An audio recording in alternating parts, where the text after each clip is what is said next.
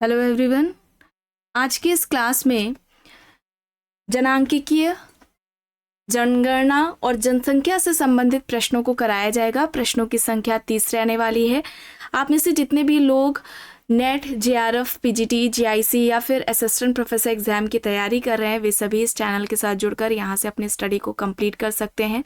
Playlist में उन सभी वीडियोस के फोल्डर्स मिल जाएंगे, आप वहाँ से उन वीडियोस को देख सकते हैं। इस टॉपिक से रिलेटेड 2 और क्लासेस हो चुकी हैं पहले, एंड इनका फोल्डर इसी नाम से आपको चैनल के प्लेलिस्ट में मिल जाएगा। जिसने भी ना देखी हो, आप प्लेलिस्ट में वहाँ से फोल्डर्स में सारी क्लासेस देख सकते हैं। अब देखिए, यहाँ पर प्रश्न है, भारत में जनसांख्याधिक का निम्न में से सूचक नहीं है। निम्न जीवन स्तर, बेरोजगारी, जनसंख्या में असाधारण वृद्धि, प्राकृतिक साधनों व जनसंख्या में संतुलन। कौन सा सूचक नहीं है? तो यहां पर क्या हो जाएगा? कौन सा विकल्प होगा? राइट आंसर क्या होगा? प्राकृतिक साधनों व जनसंख्या में संतुलन। ये नहीं होगा, डी होगा यहाँ पर। ठीक है, इस प्रश्न का सही उत्तर डी हो जाएगा। प्रश्न है, जनांकिकी के संक्रमण निम्न में से किस अनुक्रम में पारंपरिक रूप से संबंध होते हैं? अब देखकर बताइए क्या होगा।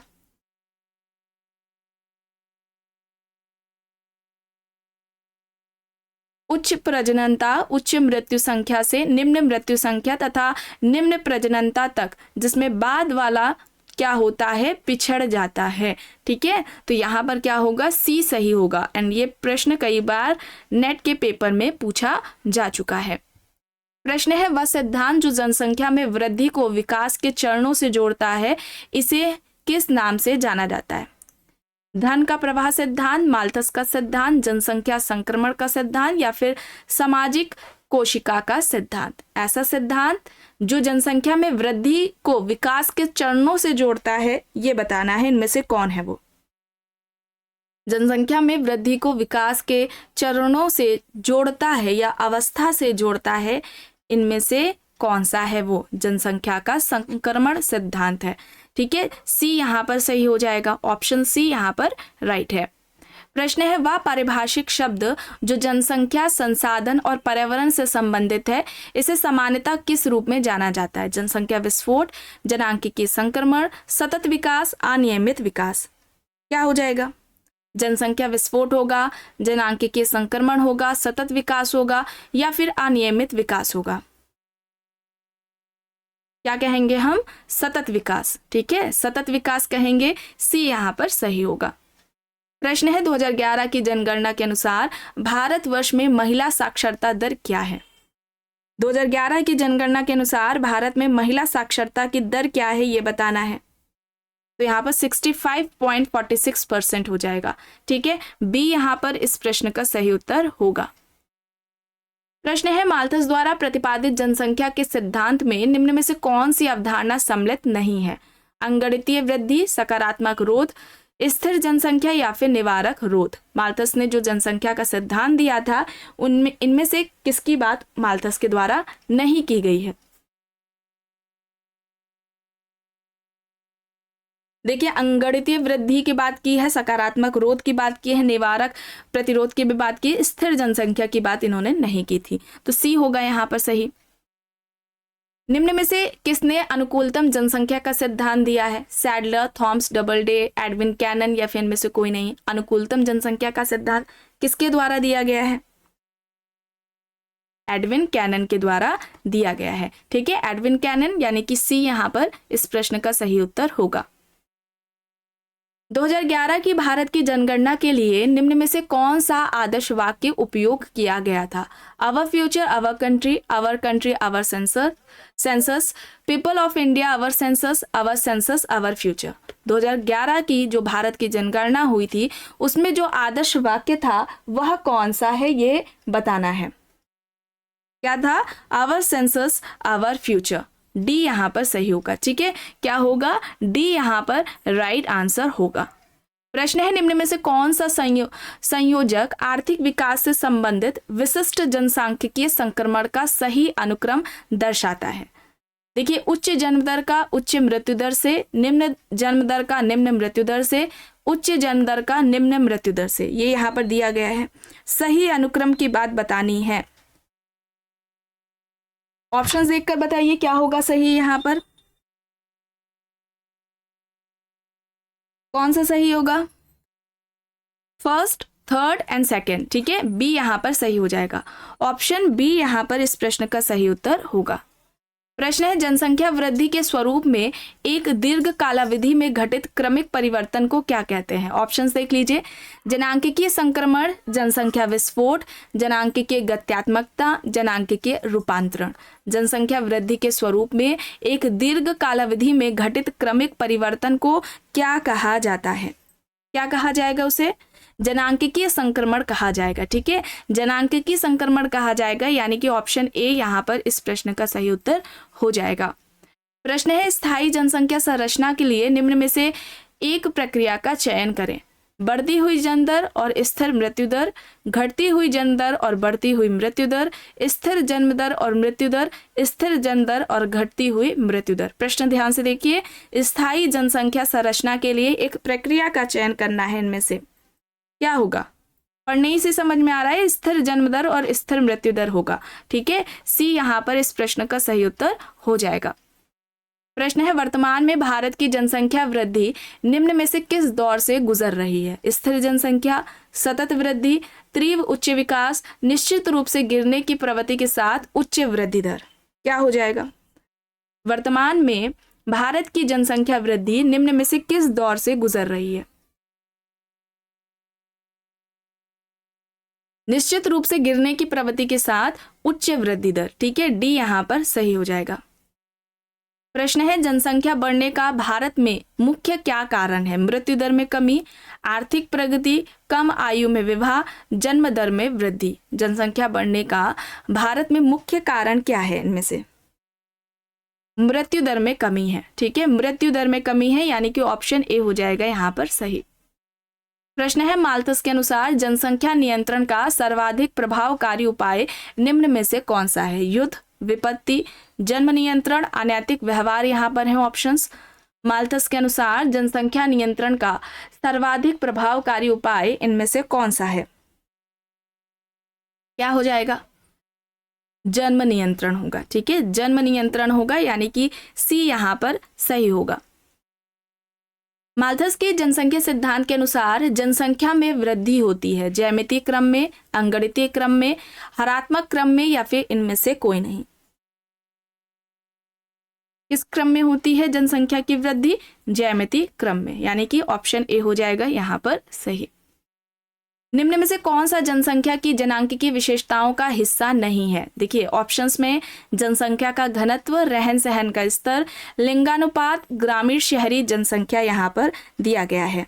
कौन सा हिस्सा नहीं है ये बताना है। तो रहन सहन का स्तर नहीं होगा, रहन सहन का स्तर नहीं होगा, यानी कि बी यहाँ पर इस प्रश्न का सही उत्तर हो जाएगा। प्रश्न है, भारत में सर्वाधिक जनसंख्या का घनत्व इनमें से किससे संबंधित है। औद्योगिक क्षेत्रों में, समुद्र तटीय मैदानों में, कम ऊंचाई युक्त पहाड़ियों से, समतल धरातलीय बनावट, उपजाऊ मिट्टियां और पानी की उपलब्धता वाले क्षेत्रों से। सर्वाधिक जनसंख्या का घनत्व भारत में इनमें से किससे संबंधित है। औद्योगिक क्षेत्रों से। ठीक है, औद्योगिक क्षेत्रों से है, तो यहाँ पर ए हो जाएगा यहाँ पर सही। प्रश्न है, भारत में जनसंख्या घनत्व देखिए विकल्प में निरंतर बढ़ा है, लगभग स्थिर रहा है, कुछ कम हुआ है, या फिर पहले बढ़ा है और फिर 1991 के बाद घटा है। जो जनसंख्या का घनत्व है भारत में निरंतर बढ़ा है, यानी कि ऑप्शन ए हो जाएगा सही। प्रश्न है, 2011 की जनगणना के अनुसार भारत में जनसंख्या घनत्व कितना है। 325, 335, 382, 385। कितना है भारत में जनसंख्या का घनत्व 2011 की जनगणना के अनुसार, कितना है, कौन सा ऑप्शन होगा यहाँ पर सही। 382, 382 ऑप्शन सी यहाँ पर राइट है। प्रश्न है, 2011 की जनगणना में जाति को सम्मिलित करने की सहमति देने वाले मंत्रियों के समूह के प्रमुख कौन थे। Sharad Pawar, PC Chidambaram, SM Krishna, Pranab Mukherjee. 2011 की जो जनगणना है उसमें जाति को सम्मिलित करने की सहमति देने वाले मंत्रियों के समूह में जो प्रमुख थे उनको बताना है, वो इनमें से कौन थे? प्रणब मुखर्जी थे। डी यहाँ पर सही होगा। एक इन्फॉर्मेशन है, आप में से जितने भी लोग यूपी पीजीटी, बिहार पीजीटी का एग्ज़ाम देने वाले हैं, जैसे कि आपको कई बार बताया गया है, पीजीटी एग्ज़ाम की जो संभावना है वो दिसंबर में बताई जा रही है कि दिसंबर में एग्ज़ाम यूपी पीजीटी का हो सकता है। अब देखिए यहाँ पर 1000 से ज़्यादा एमसीक्यूज़ है, साथ में उसके आंसर्स भी हैं।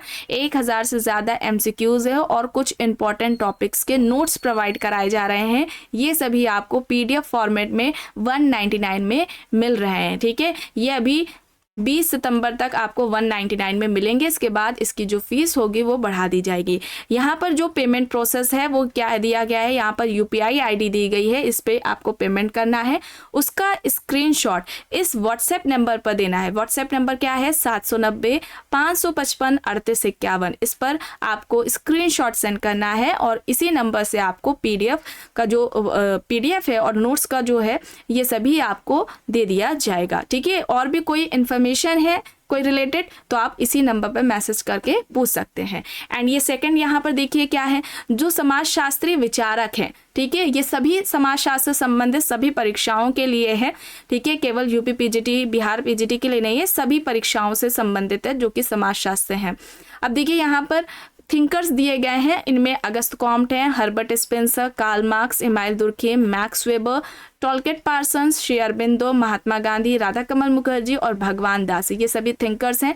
इनके जो प्रश्न हैं उनसे संबंधित है। प्रश्नों की संख्या यहाँ पर 300 से ज़्यादा रखी गई है और ध्यान रखिएगा इसमें रिपीट क्वेश्चंस नहीं होंगे, है ना। एक ही प्रश्न को कई तरीके से जो कहा गया है कि कोई अवधारणा बोल दिया गया, किसी को सिद्धांत बोल दिया गया है ना, इसके जनक कौन है, तो इस तरीके से रिपीट नहीं किया गया है कि आपके जो पेजेस हैं वो बढ़ाए जाए। ठीक है, ये शामिल है। प्रश्नों की संख्या 300 ज़्यादा है, 300 से और इन सभी थिंकर्स से, समाजशास्त्री विचारक हैं, इन सभी से संबंधित जो अवधारणाएं हैं और उनकी जो महत्वपूर्ण पुस्तकें हैं उनको भी शामिल किया गया है।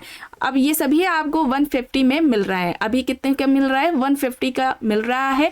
और इसका यहाँ पर जो पेमेंट प्रोसेस है वो दिया गया है, यूपीआई आईडी दी गई है, इस पर पेमेंट करना है। उसका स्क्रीनशॉट इस व्हाट्सएप नंबर पर देना है। व्हाट्सएप नंबर 790-555-3851 है, इस पर सेंड करना है और इसी नंबर से आपको पीडीएफ प्रोवाइड करा दी जाएगी। चलिए अब यहाँ पर प्रश्न देख लेते हैं। 2011 की जनगणना के अनुसार भारत में जनसंख्या का घनत्व प्रति वर्ग किलोमीटर कितना है? 304, 324, 344, 364। क्या होगा? 2011 की जनगणना है, उसमें भारत में जनसंख्या का जो घनत्व है वह कितना प्रति वर्ग किलोमीटर है? कितना हो जाएगा?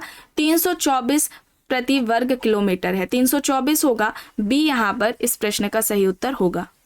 प्रश्न है, भारत के निम्न राज्यों में से किसका जनसंख्या की दृष्टि से द्वितीय 2011 है तथा क्षेत्रफल की दृष्टि से तीसरा स्थान है? अब देखिए 2011 की जनगणना है, उसके अनुसार पूछा जा रहा है जनसंख्या की दृष्टि से सेकंड और क्षेत्रफल की दृष्टि से थर्ड नंबर पर कौन आता है? उत्तर प्रदेश, मध्य प्रदेश, आंध्र प्रदेश और महाराष्ट्र यहाँ पर है ऑप्शंस। क्या हो जाएगा? जनसंख्या की दृष्टि से सेकंड नंबर पर और क्षेत्रफल की दृष्टि से थर्ड नंबर पर कौन आता है? महाराष्ट्र आता है। तो यहाँ पर क्या हो जाएगा? डी सही हो जाएगा। ऑप्शन डी यहाँ पर राइट है। प्रश्न है, उत्तर प्रदेश के पश्चात निम्न में से किस राज्य की जनसंख्या सर्वाधिक है? महाराष्ट्र, बिहार, पश्चिम बंगाल, आंध्र प्रदेश। क्या हो जाएगा? उत्तर प्रदेश के बाद इनमें से किस राज्य की जनसंख्या सबसे ज्यादा है? महाराष्ट्र की। ठीक है, अभी आपने देखा जनसंख्या की दृष्टि से सेकंड नंबर पर है।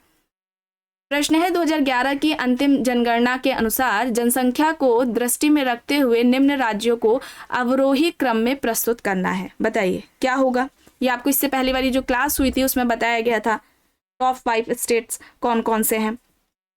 सबसे पहले क्या होगा? उत्तर प्रदेश, उत्तर प्रदेश के बाद महाराष्ट्र, फिर बिहार और फिर आंध्र प्रदेश, यानी कि ऑप्शन बी हो जाएगा। ठीक है, बी यहाँ पर सही होगा। प्रश्न है, भारत में दशकीय जनसंख्या वृद्धि दर न्यूनतम रही है? किसमें भारत में दशकीय जनसंख्या वृद्धि दर कम रही है? 2001 से 2011 के बीच। ठीक है, तो डी यहाँ पर सही होगा। भारत के निम्न राज्यों में से जनसंख्या की दृष्टि से सबसे छोटा राज्य कौन सा है? कर्नाटक, मध्य प्रदेश, तमिलनाडु, ओडिशा यहाँ पर है। जनसंख्या की दृष्टि से सबसे छोटा राज्य कौन सा है, ये पूछा जा रहा है। इनमें से ओडिशा होगा, ठीक है, ओडिशा होगा, डी यहाँ पर सही होगा। प्रश्न है 2001 से 2011 के बीच भारत के किस राज्य में नकारात्मक जनसंख्या वृद्धि हुई है? गोवा, केरल, कर्नाटक, नागालैंड यहाँ पर विकल्प है। भारत के किस राज्य में नकारात्मक जनसंख्या वृद्धि हुई है 2001 से 2011 के बीच?